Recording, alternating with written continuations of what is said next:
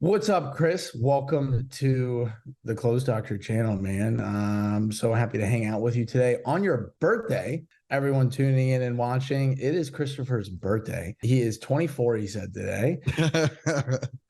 I wish. And today we're going to talk about the only thing that we talk about on this channel, and that is CRMs. And we're going to get to know a little bit of you and your decade of experience in the space and your journey. It's a really boring topic for most people, but I know you really get excited about it just like I do. So what is your elevator pitch? Who is Christopher Meneses? And before we get into things, Chris, this is my self-promo in here, but my name is Sam. Some people call me the Close Doctor, and I help businesses with high-ticket offers scale to 7 and 8 figures using our systems-based selling strategies. And if that sounds like you and you're watching now and you're looking for help mapping your sales process so no leads ever slip through the cracks, so you can make those database decisions, so you can scale inside of your business, there'll be a link down in the description for you to book a call with me or someone on my team. Chris, let's get into it. Well, I thank you for the introduction, and I'm 34, not 24. I wish I was 24.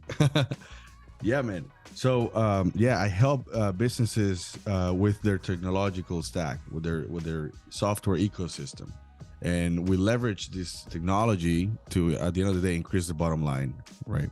So been doing this for 10 years. It's been an exciting journey. I've learned a lot. Software personalities, business owners, founders, employees. I mean, it's been pretty interesting, and you really have to have a passion for it for this to work, to be honest.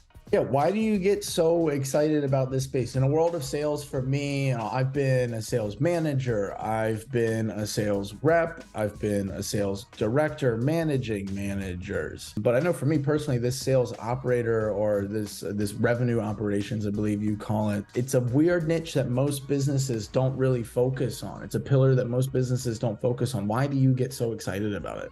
Do you know, for the most part, I deal at first with the founders, right? And typically founders, they would have the product or service, they have that pretty dialed in. They don't need my help on that part. It's everything else. It's how do you put that product or service in front of people, in front of the right people. And when I start working with them and I start discovering their needs and I start discovering the process, and I tell them, hey, do this, do that, and I see their lights, their eyes light up when I'm showing them some of the automations where we're saying, hey, maybe you're running off a spreadsheet, maybe you're running off, some antiquated software from like 2005 that you need Internet Explorer to run it. Like when I start showing them what's out there and what's possible, their eyes light up. It's like, wow, I can't believe I haven't done this in the last 3 years that I've been in business, right? So to take you back to how I started working at a gym, one of the biggest franchises in the world. They have like over 3,500 locations, and yeah, it was a one-off. You want to email a person, you gotta like literally copy and paste their email to your Outlook and email them. There was no templates. You want to call somebody, you have to like look at their number and dial it on the box on your desk phone. And I noticed that a lot of companies operate that way. They never heard of bulk actions. They've never heard of automation. I mean, when you start thinking that, hey, if he's taking me like 30 seconds, 45 seconds to get ready for the next call or to send the email, I'm capped at like 80 to 100 emails a day, really realistically. And just by having the right tools, we could 10x that output. And when you 10x your output, I mean, it's only natural that your bottom line goes up. Yeah, for the right businesses, I surely agree. And you're saying, a business using a tool that's 3 years old. You've been doing this for 10 years now. Yeah. Why do you think that business owners still have a lack of awareness to the tech stacks that exist out there, to the technology that exists out there, to the automations that exist out there? You wouldn't call yourself like a software guy, right? You wouldn't call yourself a developer. Do you know how to write a line of code or any of that? Or is it all integrating low code? Yeah, I mean, I'm more of an administrator in that sense. Like if you look at, for example, Salesforce Trailheads, I think it's called, courses, they would have a developer course and an administrative course, right? It's good for us to understand enough of coding that we can delegate, and we know and we can monitor and do quality assurance. So if there is something on Close, for example, that requires Python because, it's not within the native ecosystem of Close to do, for example, like bulk changing some type of opportunity, at scale, like changing like 2,000-3,000 records with something. Yeah, you're going to need Python for that. So how do you request that? Well, you need to know enough, right? But I'm not a software guy. I'm a salesperson. That's been my thing. I just have a passion for technology. And I was very lucky 10 years ago when I got into the car business. Dealer principals and the owners of the company, they kind of let me run. They gave me a credit card, and I got to learn all of these things with their money. So I got to make mistakes with their money, and I got to make wins with their money, So that was pretty beneficial for me. But why do founders kind of neglect this? It's just the same reason why they neglect Facebook marketing. I mean, it's starting to get serious now, but like 3-4 years ago, they would leave that part. They would have a nephew that's like 17 years old run it. They wouldn't respect it, and they wouldn't take that seriously, but they should take that seriously. You can't hand out your socials to somebody just because like they have a good Instagram and they know how to post. There's a science to that, just like there's a science to CRM. They have two options. They can either do what we've done, which is a lot of trial and error, a lot of webinars, a lot of research on YouTube and watching videos and watching podcasts, or they can go to an expert like us that have done it, and we can fast track that and deliver good results. We've done this so many times that we've come across a lot of scenarios, a lot of pitfalls, a lot of mistakes that people have made. So we, all of that stuff, it's just, we bring that to the table, right? So yeah, I think that's my favorite part about what we do, is that we get to see inside of so many different businesses. Yeah.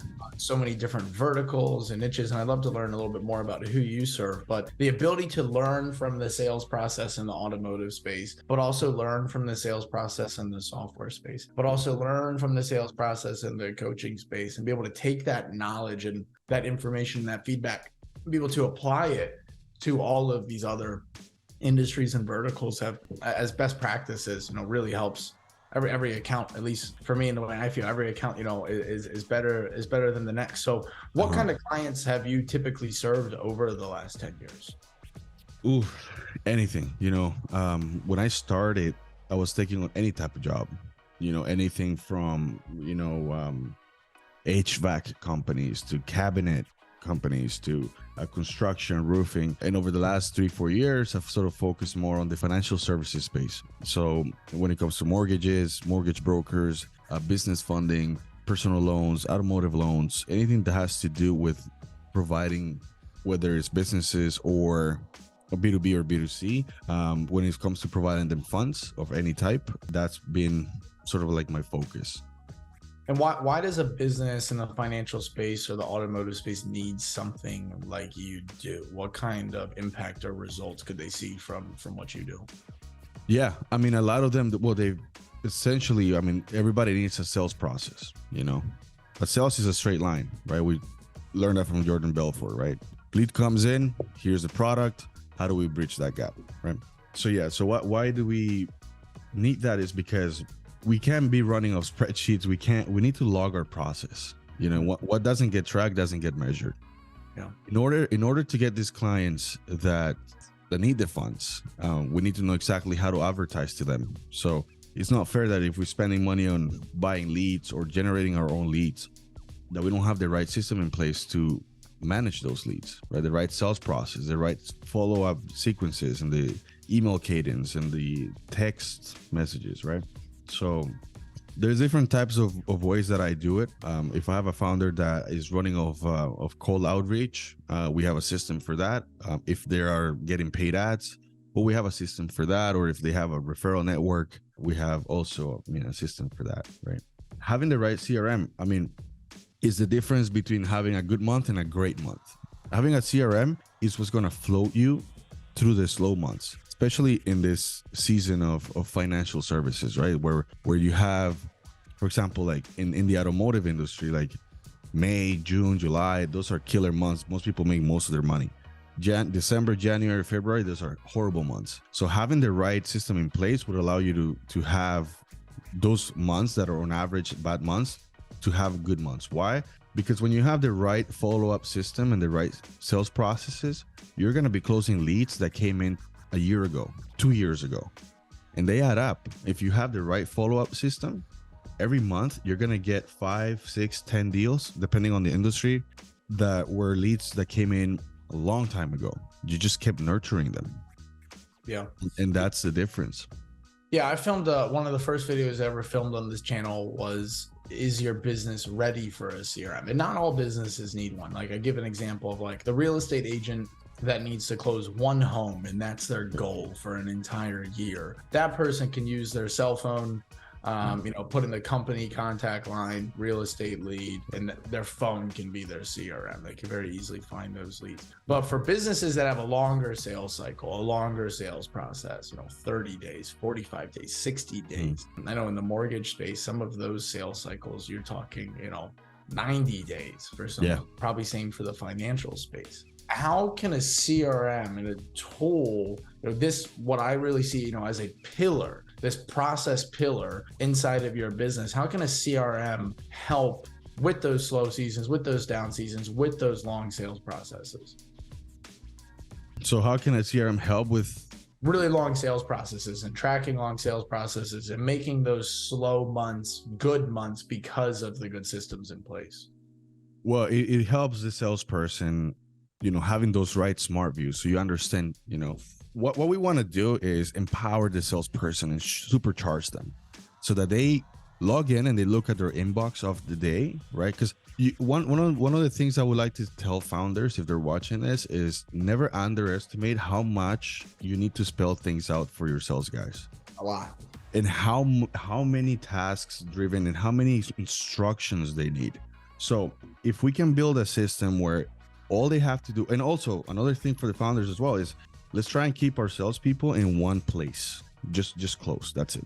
Let's try to avoid them to log into 5 different pieces of software. Okay, let's keep that all. So why is it important to have a CRM? Because for our sales guys, is all I want them to do is to go into Close or any CRM, look at the tasks of the day, and it's like follow up with this person, call that person, email this other person, right? And then they have their smart views, and that's it. And that's the benefit. So, we always talk about follow up with our leads, but there's the 3 F's, and I learned this from Ryan Serhant. He's one of the top real estate guys in New York. So the 3 F's are follow up, follow back, and follow through. We put a lot of emphasis on the follow up, but we don't put a lot of emphasis on the follow through.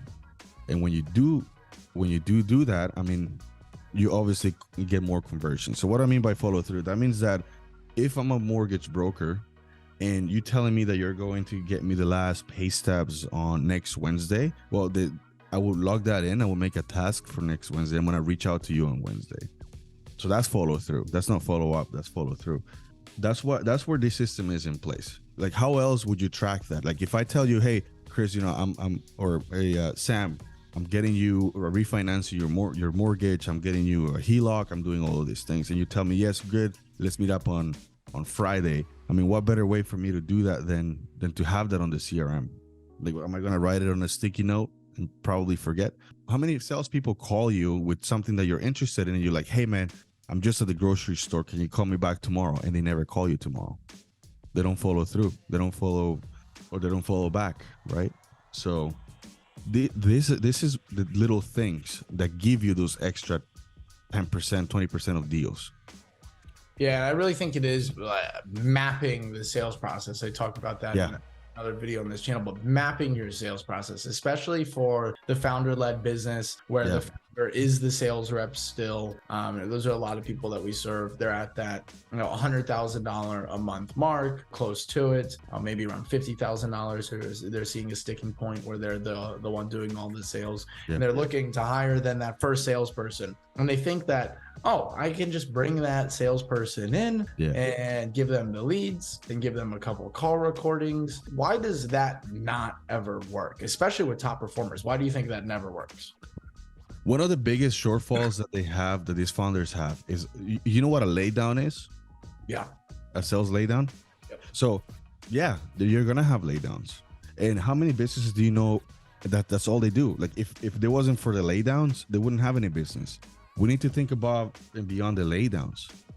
If you don't empower your salespeople and you don't have a mapped out sales process, which I think you are one of the best at mapping out sales processes, the way I've seen your system do it, then you're only gonna be closing the laydowns, the people that have no objections, the people that don't require follow-up, because you're not doing the follow-up necessary, right? So yeah, you can run it the way you're running it and you're gonna keep having the same results, which is relying on laydowns. So at that point, you're not doing sales, you're just running transactions, right? Anybody could have closed that customer. Customers that you're closing are easily, they close themselves, right? So let's have a proper system in place so we can get more customers.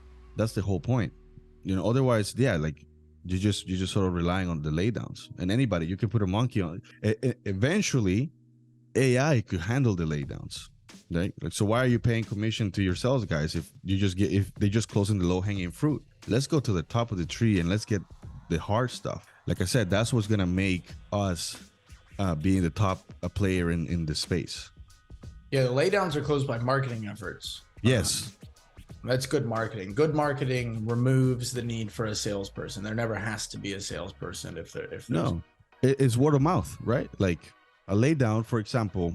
A laydown for you, it's somebody that looked at your podcast, they've seen your reviews, they've seen your testimonials, and they come in, they already sold. And that's great. I mean, every business should have, a good reputation that people come in and that they're closed based on their Google reviews, or they're closed based on their social media and podcasts, right? That's great. Just don't rely 100% of that. Be proactive in your lead acquisition and deal flow, right? So have outreach, have these other systems in place. So what kind of difference or what kind of wins have you seen with your clients that you've served that have taken that approach, that model, that philosophy of saying, all right, I'm not just going to settle for the laydowns anymore. And the laydowns for a good business probably make up, in my mind, 70% of deal volume. If you have a really strong B2B business, hopefully, more than 50% of your deals are coming in on word of mouth, on referral from those sources because you provide a good service. But what kind of wins have you seen outside of just the increased lift and deal volume for clients that you serve? Biggest win was going from taking one agency from $60K a month to over $350,000 a month. Right, just by having and it took like 3-4 years to get to that, right?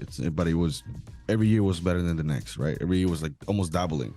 Why did that happen? Because we went from just relying on the laydowns to doing a lot of outreach to like the people that came in that we thought was a laydown, but they didn't buy, right? Most people forget about them.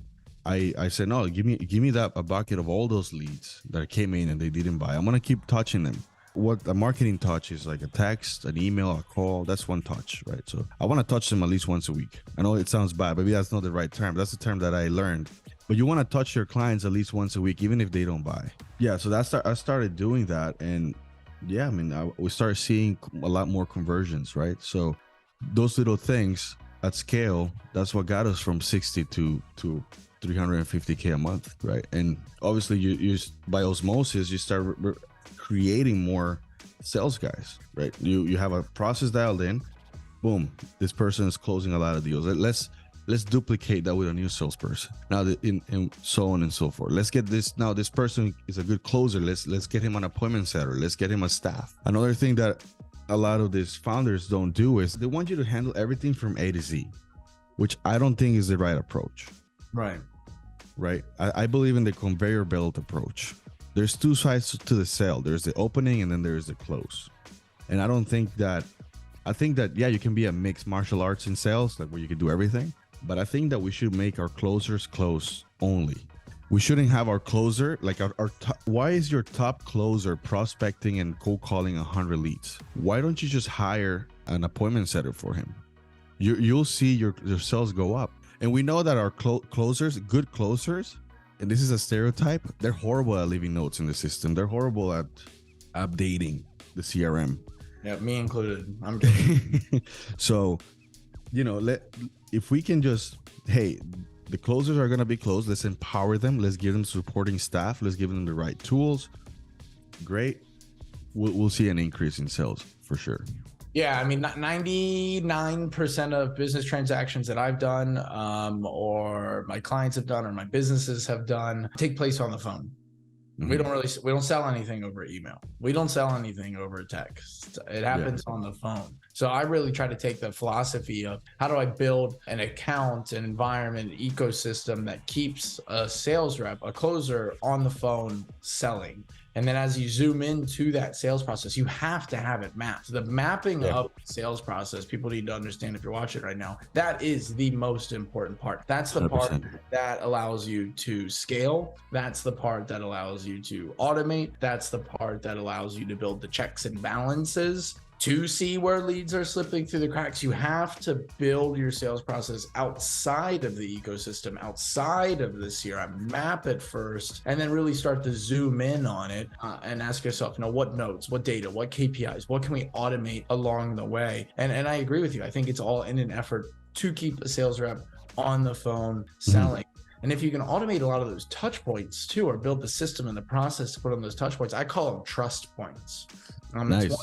It's one thing to put touch points on a lead, but the lead, for example, that says, can you call me back tomorrow? I'm just busy right now. That might just be someone that's just busy right now. Sometimes people are busy. I'm a busy guy. You call me, I'll tell you that sometimes. So to be able to build this system that has that sort of accountability baked into it, to put those trust points on to keep a conversation going, definitely creates a lot more opportunity. So when it comes to the kinds of businesses that you're working with, who do you think primarily needs your services? I know you said automotive, financial, but not every automotive business needs what you do. Some of them, I'm sure, have a good CRM. They have a good process. They have a good system. So who is really qualified to take advantage of what you provide, the services that you offer?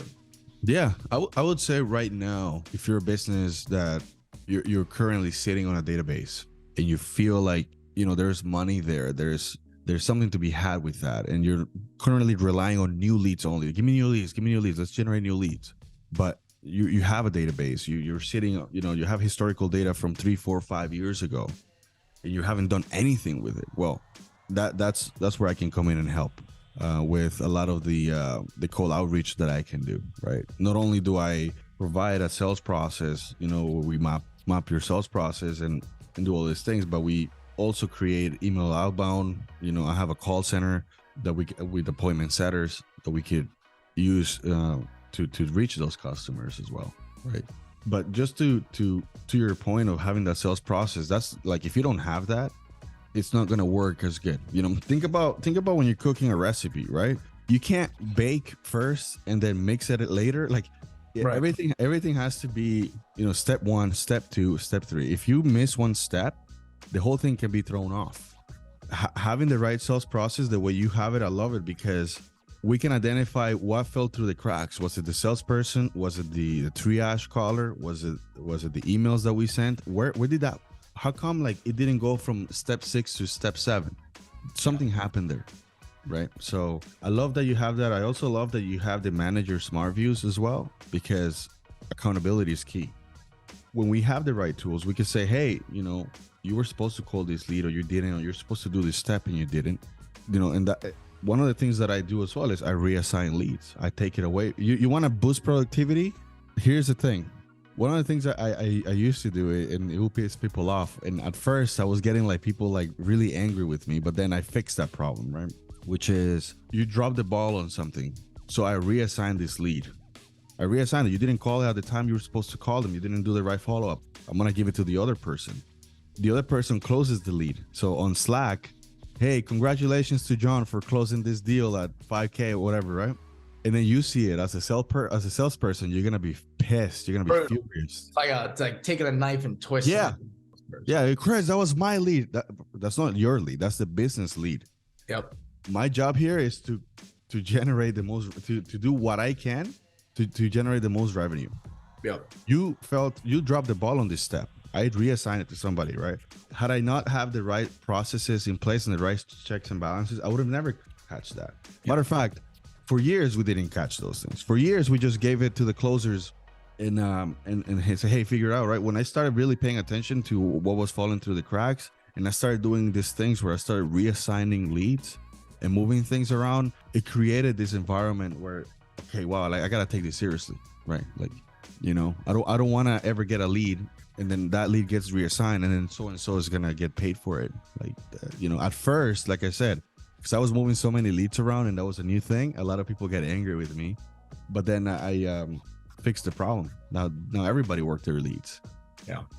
So one of the biggest problems I see with people that I serve, or really I would say fear of people that we don't serve, because they have this fear around where they're currently at, their current system, their current process, that dinosaur of a CRM that was built 5 years ago, 10 years ago, that for some reason think, people think that the technology is the same and it's still operate.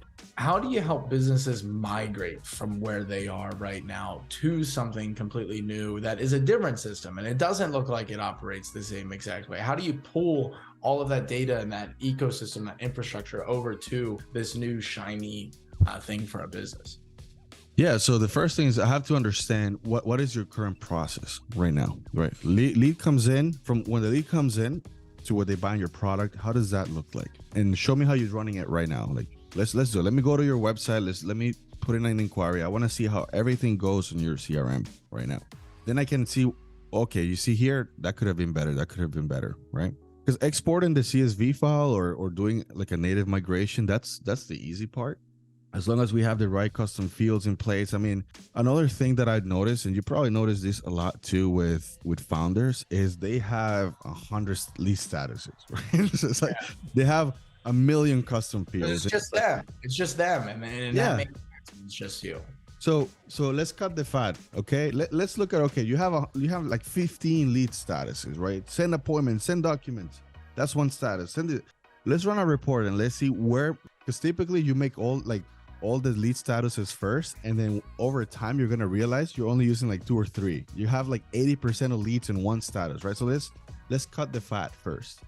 Before we even migrate any data, let's look at exactly the what you're using, right? Like really, lean is mean, right? Well, I think Hormozy says complicated fails, simple scales. Sounds like something he would say. Yeah. So let's keep it as simple. When we're migrating it, let's have that system in place, right? So that we have the right lead statuses, we have the right everything, and understand that because we are experts in this field, we're giving you the best advice that we feel will work for your company, right? I don't know about you, but whenever I do a migration, I let them know exactly what I'm doing, what everything is going to look like. There is going to be some historical things that are deprecated, but I'm keeping them that way just for the old data, for the historical data. Maybe some custom fields that I know we're not going to use in the future, but we're going to leave them there for the historical stuff, right? One of the major, what's it called? What's the word I'm looking for? I guess the biggest thing you have to keep in the back of your mind is, okay, when I'm setting up this CRM, how is this going to look like when I have 3, 4, 5 times the staff? How is this going to look like when I have an investor that's going to come and buy my company and I need to show them how easy it is? Like if somebody comes in today to acquire my company, how can I pitch this? How can I show them? Are you going to show them 15 lead statuses and 100 different custom fields and all of these weird things that you made? No, let's keep it as simple as possible. And I promise you, lean and mean, and it's going to work.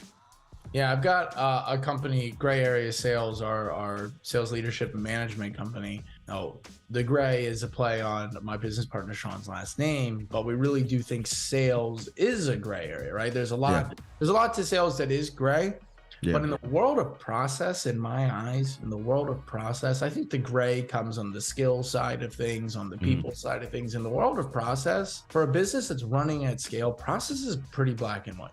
Yeah. Process is something that, if you are a founder-led business and you are doing founder-led sales, your process probably is black and white. You might think that all of your sales are unique from one another and that each sale really has a story. But if you took all of those sales, I love doing this exercise and map, before I have a CRM, because like I said, not every business needs one, mapping the journey that a customer took. Yeah. You'll find that there's key pillars, there's key objectives. Yeah. Places in that process that took place 100% of the time, and that's what you're mapping, that's what you're bringing in, that's what you're bringing the checks and balances in. And then when you want to scale, when you want the sale, I say we help businesses solve 3 problems. We help them solve a problem of lead slipping through the cracks. We help them solve a problem of understanding their data, their KPIs, their numbers, and having actual database decisions. Everyone says they want to make data decisions. Not everyone wants to put in the work to figure out how to actually get that done. Correct. And then the third one is the problem of scale. You got one sales rep that's a rogue sales rep right now and a top performer. That's amazing for your business. But if you want to duplicate that next person, if they don't have that black and white process to step into, top performers don't like bird's nests. Yeah. They don't like coming into messy ecosystems and messy processes. You take a top performer and you put them into a clean system and a clean process. That gap from top performer to, next best up, that's only going to continue to grow. Chris, this has been wonderful, man, hanging out with you today on your birthday. On my birthday, bro. On your birthday, on your 24th birthday. Where can the people find you? How can they get in touch with you? This camera. I think it's like what they do on Hot Ones. I don't know if you watch Hot Ones, but yeah. Right here. Yeah, what's your message to the world? How can people get in touch? Yeah, well, Instagram would probably be the best way to do it. It's just chris.bizdev, so BIZDEV. And in terms of Close itself, I mean, I'm working with you now, right?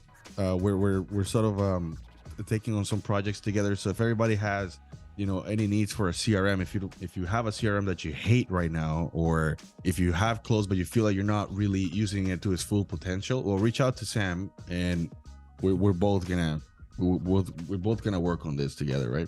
At your service. At your service. Yeah. Now we're taking my 6 years experience, your 10 years experience. We'll get to tell people we've got 16 years of experience. Yeah. That's right. All right, Chris, I hope you enjoy your birthday. I know you got breakfast getting cooked for you right now. Yes. I'm sure you've got a big day of plans ahead of you.